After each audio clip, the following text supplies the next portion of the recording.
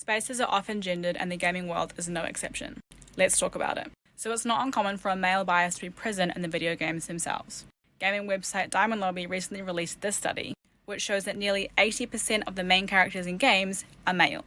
And what's more is almost a third of video games have exclusively male characters. This gets really interesting when you think about the fact that, in the US at least, almost 50% of gamers identify as female. Okay, so we know that video games themselves often tend to have a gender bias. So what about the lived experience of playing games? Recently, a study was done in Australia which looked into the discrimination faced by different genders while playing video games. And what they found was 83% of gamers who identify as female and 50% of gamers who identify as LGBTQIA+, have at some point while playing video games experienced or observed, or both, offensive language and behaviour. And many of the participants that were surveyed said they would switch off their mics to avoid harassment while playing games. So what's been done about this?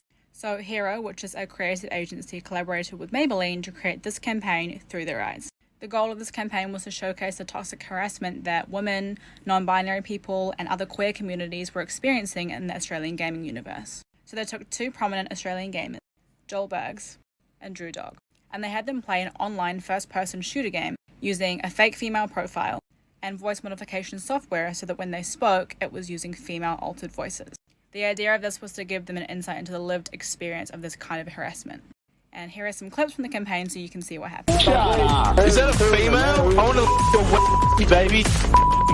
Give up. Go back to your thing. Call me daddy. Naughty little girl.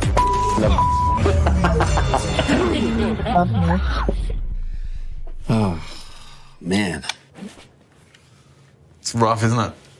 What is perhaps even more concerning is that the executive creative director of Hero said that many of the derogatory comments and insults received during this experiment were actually too confronting to even use. Now, I did some further research and I found that the number of female identifying game developers has increased since 2014.